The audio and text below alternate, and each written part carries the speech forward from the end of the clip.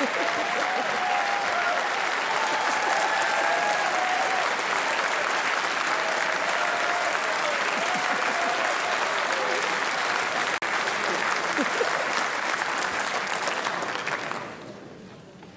ladies and gentlemen. I'm not Kemi Badenoch, obviously.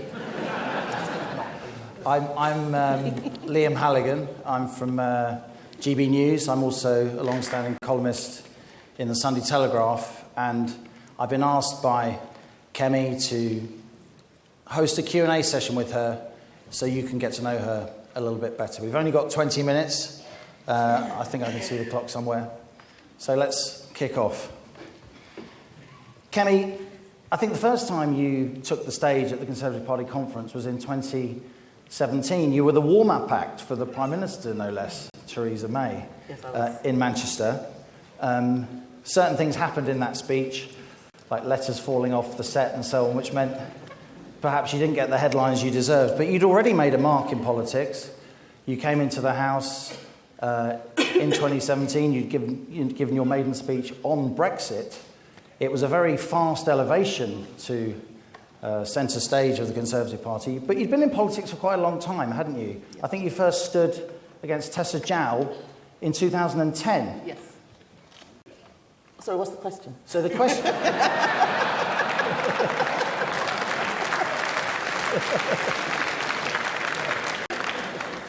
So I guess the question was, how did it feel after quite a long time to stand up and address conference on that day? Absolutely terrifying. It's wonderful because I tell people the Conservative Party is my family. And even in that speech I talked about how I married my deputy chairman. But giving speeches is terrifying, which is why I'm doing an in conversation this evening. Because despite the fact that people seem to like it when I say stuff, I worry about the things that can go wrong, and I find having a conversation an easier way of explaining some of the things that are important about Conservative philosophy than just talking in a speech. The Conservative Party have known about you and your talents for a long time, despite the relatively short time you've been in Parliament, and I think the whole country really got to know you during the Conservative leadership contest. When you saw that there was going to be a leadership contest, how long did it take you, Kemi, to decide to stand? About 24 hours. And it's very hard to describe the mindset that I was in at the time. I had resigned after agonizing over resigning. I didn't want to resign. And I resigned with my friends, who are both sort of friends personally as well as philosophically.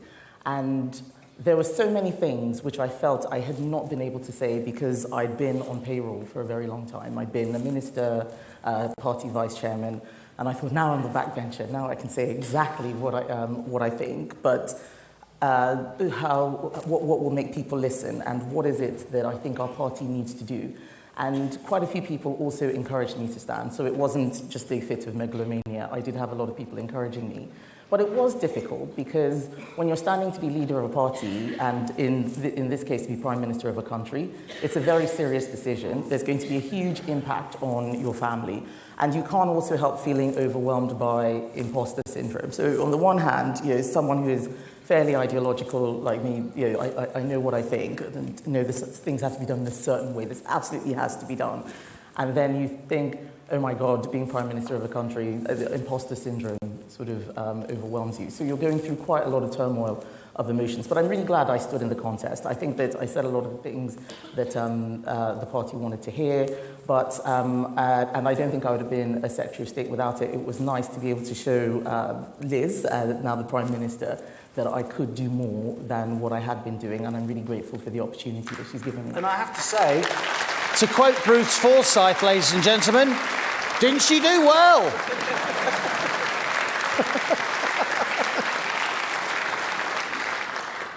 Tell us a little bit about your early life. You were born in the UK, but then you very quickly went back to your family in Nigeria. It wasn't just a passing thing. You spent your childhood in Nigeria. You had a properly African childhood. How did that impact your political philosophy, your ideology? How did that impact your drive to get to the top of British politics? Significantly, almost everything that I think is formed from having grown up in a developing country.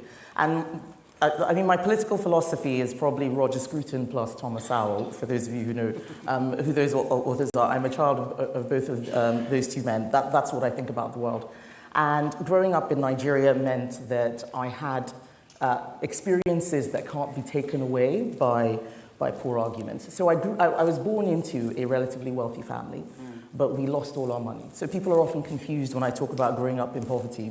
I experienced both, which means I'm terrified of inflation, because inflation wiped away everything that my... And you understand financial insecurity. Exactly. In a way a lot of people in our political class and our media class don't. Precisely. So it's informed a lot of my economic views, my views on authoritarianism. I grew up under a military government, so loving freedom and being free to be able to do things and think for yourself is really, really important. I mean, when I was at school, there was one particular military government where if teachers were late, they got flogged on the streets before they got to the school, not just the students. It was such a contrast to moving to a place where freedom is really important, but also even things like free trade and learning that you can't buck the market, you know, the iron laws of supply and demand. You would get, you know, export controls and capital controls, and all of a sudden the currency would go haywire. So a lot of very strong views on economics, but also even, and I know that it's been covered a bit, some of the comments I've made in earlier panels about immigration. My views on immigration were formed by my father, who was a GP, not being able to hire medical staff because all of them had come here or gone to the US. And we need to be very careful about what we're doing to other countries in the way that we think about migration. Migration is... I don't think we should talk about immigration as if people are economic units. They are more than that. And when people come to a country, there is a contract that's being made about joining an existing society, and we need to think about it more broadly rather than people come here to work and make us wealthier or look after our elderly. There's something more that's going on, and I'm hoping that we can have a much better conversation about immigration than the one we've been having in this country. And I speak as a first-generation immigrant, so I know that there are a lot of things that's probably easier for me to say than others, and I think that I should use my voice to have a civilized conversation about what kind of country we want to be.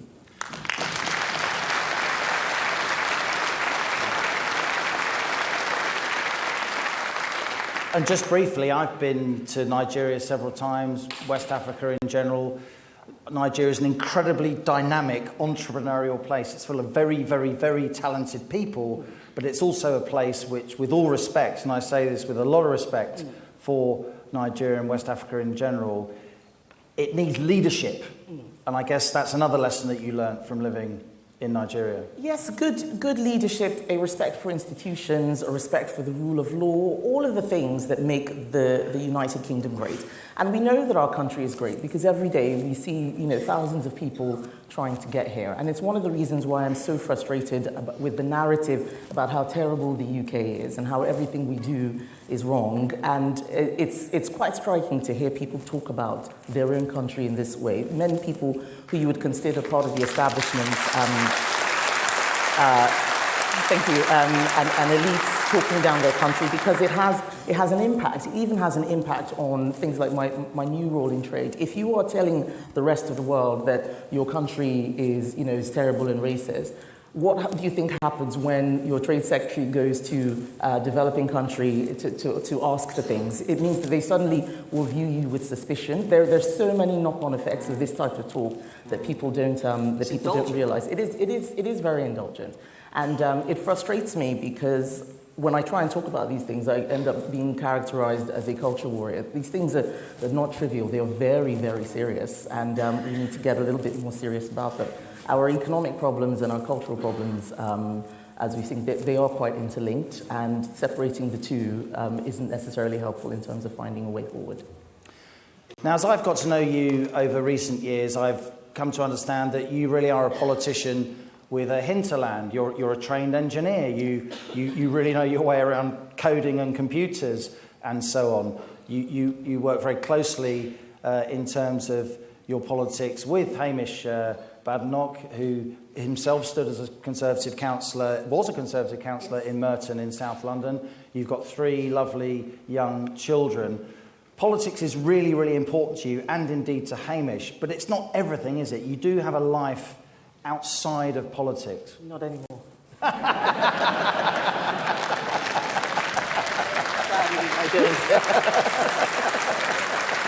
It's just my family and work, really. Yeah. But you did do things before you came into Parliament. How important is that you had a career in your own right? You weren't just you didn't just go from a PPE course to become a SPAD and then into politics. No, I actually think a lot of the things I did just before and during university helped shape me. I mean, anyone who watched the leadership hustings would have heard me talk about McDonald's 1,000 times. Yeah, that was my first job, and it had a profound Were you any good? impact. No, actually, I wasn't, because I never got the stars. Oh, you didn't get the stars? No, so it was not it was not where my core skill set lay. Was it the fries station you didn't perform, or the shakes? I was very bad in the kitchen, but I was okay with the money. He's a great cook. Yeah, he is. And so jobs like that, having grown up, as I said, in a family that was wealthy and didn't have to do things like that, that really shaped me. And I had to do lots of temp jobs. I had an apprenticeship before I went to university. So all of those things influenced me. And then after my degree, going into software consulting and working in banks, it just sort of gave me a little bit of a broader sort of job history before politics. But you made your way into politics, onto the candidates list. Many people here and Conservatives across the country will be very grateful for that. I think somebody called Frances Maude played a role. Yes, so Frances Maude, actually, it was my trade minister. I thought you were going to ask me questions about trade, Liam. We're coming to it. Okay, fine. So actually, I met a man at a party, a Christmas party for the Young Conservatives, whose name's Conor Burns, and he said, "I think you're amazing, you should meet the party chairman," who was Frances Maude. And Frances Maude said, "Oh, you should really think about becoming an MP." And it's really funny because Conor Burns is, of course, now my junior minister in Department for International Trade. We won't make that mistake again. But it's fantastic having him working with me, because I actually wouldn't be here if we hadn't had that conversation. I went into that room, I didn't know anybody. And it's one of the examples of how our party is so welcoming to so many people. And just having somebody say, "Hello, who are you?" and have a conversation. And then 17 years later, here I am. You do now have a big, hefty role in Cabinet, the trade portfolio. I think you were in the States last week, yes. Trying to drum up business for the UK, banging the drum, as you say. Tell us about what you want to try and achieve during your time as Trade Secretary, Kemi. So the Prime Minister has given me a mandate. You all know that we have a growth plan, and the Department for International Trade is integral to that plan, and I'm going to do everything to help her deliver on her agenda. I fully support the Prime Minister 100%. I think that we do. I do. I think. I think we do need to make sure that the Conservative message around the economy is one that doesn't get lost in a lot of the media storms that we see. So yes, trade is going to be very important. I am trying to shift the Overton window of trade as we see it beyond trade deals. So everyone thinks the Department of International Trade does trade deals. So trade deals are great, but they're not the only thing. Trade deals are like the motorway. It's fantastic, you get them built, but if the cars aren't going back and forth, then you might as well not have built them. Yeah. And the going back and forth is exports and investment. You know, we have a new investment minister, Dominic Johnson, who I'm delighted to hear has joined the team with James Duddridge and Conor Burns. And I think we're going to be a fantastic team. But we're going to be working not just on signing deals, but making sure that people are actually using them, making sure that our businesses are able to get their goods out there, that people want to invest in the UK. And what I learned in the US is that people really love our country. They think that this is a safe place for them to invest their money. The US is the single biggest investor in the UK without a trade deal, 459 billion. And 17% of our trade. Absolutely. 1.5 million Brits work go to an American company every day. So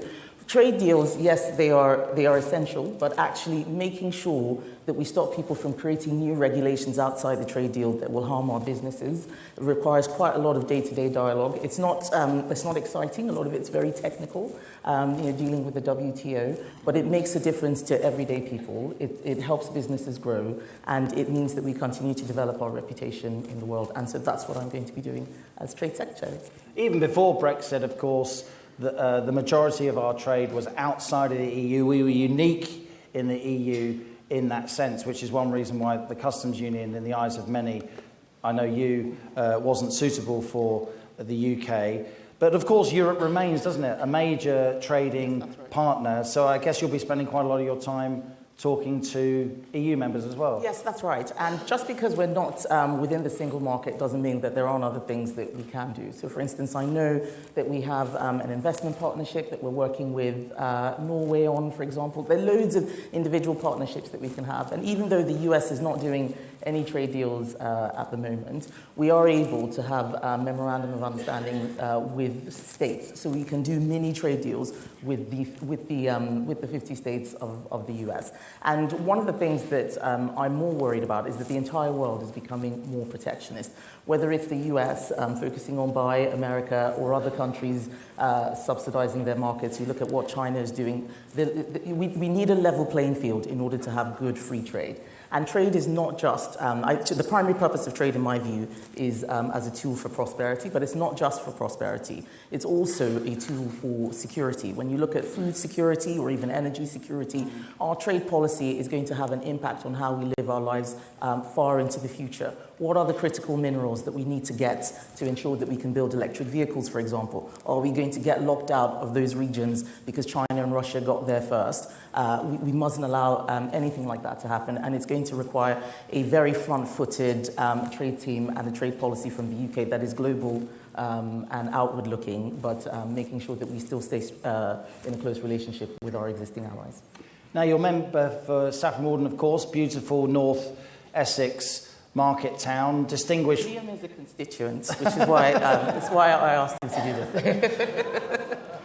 Former members for Saffron Walden, of course, have included Deputy Common Speaker Alan Hazelhurst and indeed nobody less than R.A. Butler, That's right. whose grave is next to the beautiful Saffron Walden St Mary's Church. Just give us a little bit of your sense of how important education has been to you in getting you where you are now and your passion for education.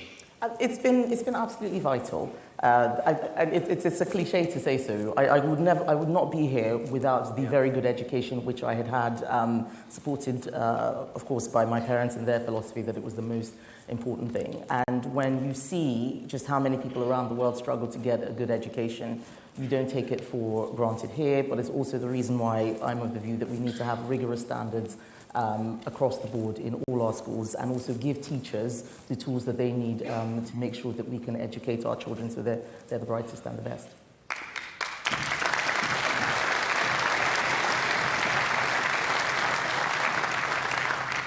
Last couple of questions, Kemi. The penultimate question is this. Identity politics, it is something that you speak out on quite often, though I know very strongly you don't want to be identified with that. Your talents and interests go far, far broader.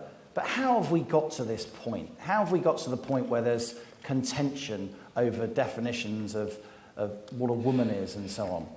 I think a lot of things have happened at the same time, but what I would say is that many of the people, not all of them, but many of the people who have the views that are at odds with the way we conservatives see the world, is that they are trying to fill a void. And I remember being at an event where I had spoken and I met these very young ladies who people would call woke. It's not a word that I actually use. I think it trivializes what is going on. So if you see me being quoted as using the word woke, know that I probably didn't. Fake news. Yeah.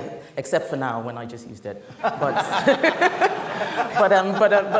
we had a long conversation, and after the argument, I could tell that they weren't really solid in what they were thinking. And I asked them, well, why do you think this? And one of them said, because I want to feel like I'm a part of something important.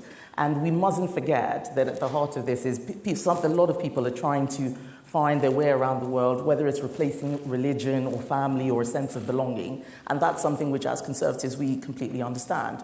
The problem is that on top of this, there is an activist class of people, and we know who they are. We see them outside chanting at protests, and they're at every protest with the Socialist Worker Party banner, and they exploit, actually, the issues that a lot of people have to attack what I would call our conservative and liberal values. It's not only conservatives who are under attack. In fact, if you look at many of the issues the gender critical women have faced, it's mainly people on the left. So I think that there's something missing.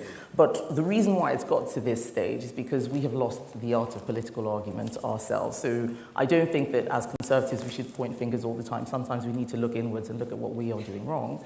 And one of those things is actually not making the argument enough, sometimes conceding where we shouldn't concede, or worried that people might think that we're bigots or one phobe or the other, and not say the right thing. It's absolutely important to be true to our convictions and make the argument in as civilized a manner as possible, and also actually force people to say what they mean. Thank you. We need to be more precise in our language as well. A lot of the difficult. More courageous, more precise. Get people to say what they mean. Quite often, we're having two totally different conversations. Leave Twitter. It's just a bad place. I call it the devil's message board, but it feeds a lot of this. And also, and I do consider myself on the liberal part of the conservative wing, but I think sometimes people don't understand our views of liberalism and liberty, and they think that it's the freedom to do bad things. And we must make sure that when we're talking about freedom, it's not the freedom to do bad things. It's the freedom to live your life as you choose while respecting the dignity of others, and always being cognizant of those who have a different point of view. And I think if we do that, then we'll get to a better place. Final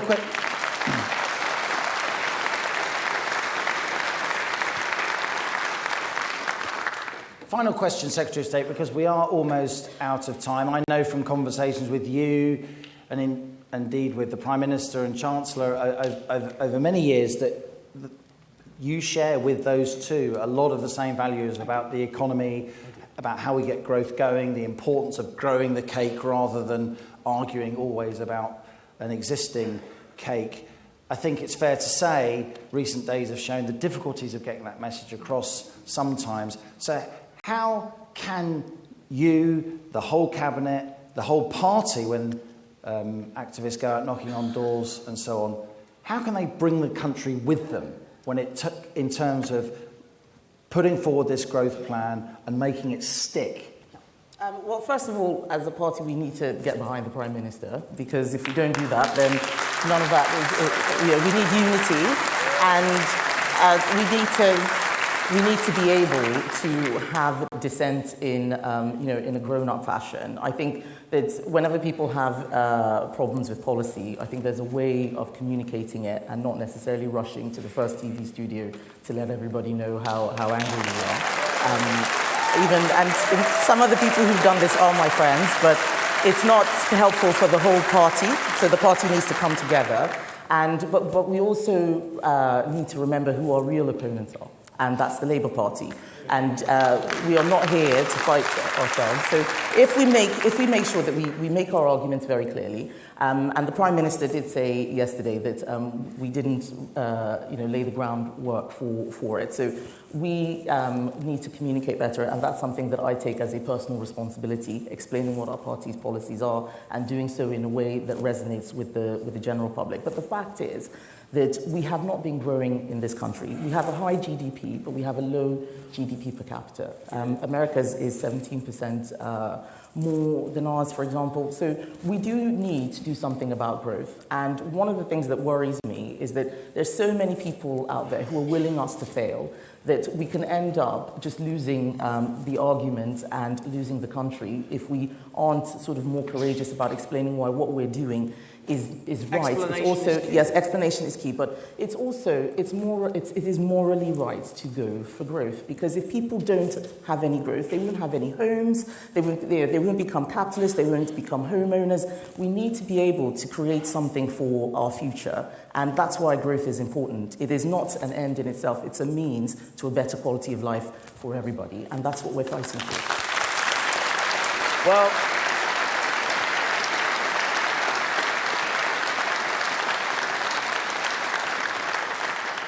Kemi Badenoch, MP for Saffron Walden. Didn't I mention Saffron Walden?